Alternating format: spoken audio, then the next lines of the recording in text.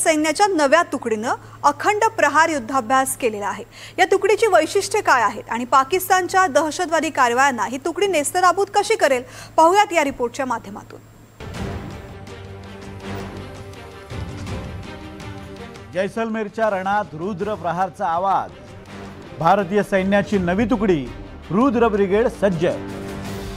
पाकिस्तानच्या दहशतवादी कारवाया आणि चीनच्या सीमेवर वाढलेल्या हालचालींना जशास तसं उत्तर देण्यासाठी भारताची नवी सैन्य तुकडी सज्ज झाली आहे। जैसलमेरमध्ये ऑपरेशन त्रिशूल या युद्धाभ्यासाअंतर्गत रुद्र ब्रिगेड आणि भैरव बटालियन या दोन सैन्य तुकड्या मैदानात उतरल्या। दोन्ही सैन्य तुकड्यांनी पहिल्यांदाच अखंड प्रहारचा युद्धाभ्यास केला। रुद्र ब्रिगेडमध्ये सैनिकांची तुकडी T-90 Bhishma tank, Apache helicopters आणि ड्रोन युनिटचा समावेश आहे। ही तुकडी जमीन, आकाश, तंत्रज्ञान या तिन्ही आघाड्यांवर एकाच वेळी काम करू शकते। आर्मी के सदर्न आर्मी कमांड, नेवी का वेस्टर्न कमांड, एयरफोर्स के south western air command participate कर रहे हैं और उसमें हमारा मेन उद्देश्य ये है कि how to enhance this synergy between all the maritime forces as well as inter-services. So it's a very large, complex environment, and this is a multi-domain integrated operation which we are conducting.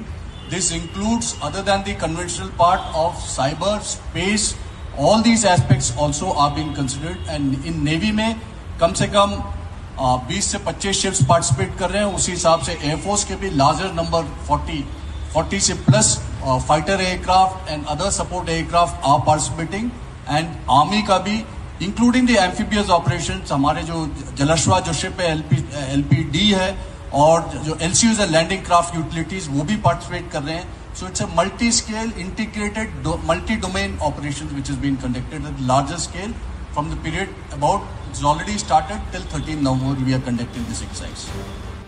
गेल्या 13 दिवसांपासून राजस्थानच्या मरुस्थलपासून गुजरातच्या sir creek पर्यंत भारतीय सैन्याची सिंहगर्जना ऐकू येते आहे। थलसेना, वायुसेना आणि नौसेना अशा तीनही दलांनी ऑपरेशन त्रिशूल अंतर्गत हा युद्धाभ्यास केला आहे। 13 दिवसांच्या या ऑपरेशन त्रिशूलमध्ये भारतीय सैन्याचं सामर्थ्य दाखवून पाकिस्तानला आपल्या कुरापतींपासून सावध राहण्याचा इशारा दिला आहे। ऑपरेशन त्रिशूलमध्ये तीनही सैन्य दस्त्रांसह सहभागी झाले।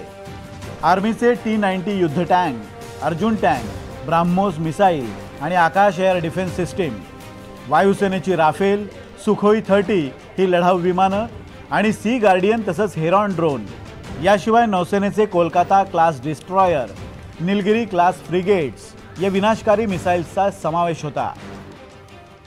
गुजरात आणि राजस्थानमध्ये हा युद्धाभ्यास करण्याचं आणखी एक मोठं कारण आहे। गेल्या काही महिन्यांपासून पाकिस्तान सर क्रीक परिसरात नव्या लष्करी चौक्या उभारतोय। या भागात बंकर, रडार आणि ड्रोन लॉन्च बेसही बांधले जात आहेत। पाकिस्तानच्या हालचालींवर भारतानं बारकाईनं लक्ष ठेवलंय। पाकिस्तानचं म्हणणं आहे की ब्रिटिशकालीन 1914चा मॅप जर आपण त्या ठिकाणी पाहिला तर त्याच्या अनुसार ब्रिटिशकालीन सिंध प्रांत जो आज घडीला पाकिस्तानकडे आहे, सिंध प्रांताची सीमा ही या सर क्रीकच्या ईस्टर्न फ्लँक म्हणजेच पूर्वेच्या तीरापर्यंत आहे। म्हणजेच भारताचा सर क्रीकवर कुठलाही हक्क नाही अशा प्रकारची भूमिका पाकिस्तान त्या ठिकाणी घेताना दिसतोय। पाकिस्तान आंतरराष्ट्रीय तत्व थालवेक प्रिन्सिपल याला मानायला तयार नाही आणि म्हणूनच सर क्रीक विषयी भारत आणि पाकिस्तान यांच्यामध्ये वाद आहे।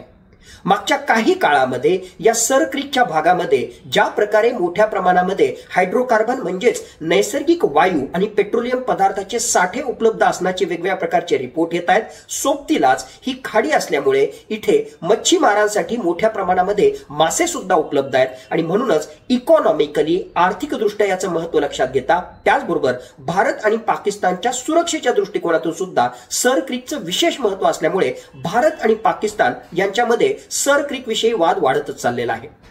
नुकताच भारतानं ऑपरेशन त्रिशूल सुरू केलेलं आहे आणि त्याच्या माध्यमातून एक प्रकारे पाकिस्तानवर जबरदस्त दबाव त्या ठिकाणी निर्माण होतोय आणि याच अनुषंगानं आता पाकिस्तानच्या नेव्हीनं सुद्धा नेव्हल अलर्ट त्या ठिकाणी जारी केलेला आहे। त्या ठिकाणी नेव्हल लाईव्ह फायर ड्रिल्स होणार आहेत आणि येणाऱ्या काळामध्ये पाकिस्तान मिसाईलची टेस्टिंग सुद्धा त्या ठिकाणी करू शकतो। संरक्षण मंत्री राजनाथ सिंह यांनीही या भागात घुसखोरी केल्यास कारवाईचा इशारा दिला होता। आजादी के 78 साल बीत जाने के बावजूद सरक्रीक इलाके में सीमा को लेकर एक विवाद खड़ा किया जाता है। भारत ने कई बार बातचीत के रास्ते इसका समाधान करने का प्रयास किया है, मगर पाकिस्तान की नीयत में खोट है, उसकी नीयत साफ नहीं है। जिस तरह से हाल में पाकिस्तान की फौज ने सरक्रीक के सटे इलाकों में अपना मिलिट्री इंफ्रास्ट्रक्चर बढ़ाया है, वह उसकी नीयत बताता है। साथियों, भारत की सीमाओं की रक्षा भारतीय सेनाएं और बॉर्डर सिक्योरिटी फोर्स मिलकर मुस्तैदी से कर रही हैं। अगर सरक्रीक इलाके में पाकिस्तान की ओर से कोई भी हिमाकत की गई तो उसे ऐसा करारा जवाब मिलेगा कि इतिहास और भूगोल दोनों बदल जाएंगे मेरे साथियों। और 1965 की जंग में भारत की सेना ने लाहौर तक पहुंचने का सामर्थ्य भी दिखाया। दिल्लीतील स्फोटानंतर भारतीय सैन्य अलर्ट मोडवर आहे। पुन्हा एकदा दहशतवाद्यांना पाकिस्तानात घुसून कंठस्नान घातलं जाईल का, याकडे सर्वांचं लक्ष लागलंय। Bureau report, NDTV Marathi.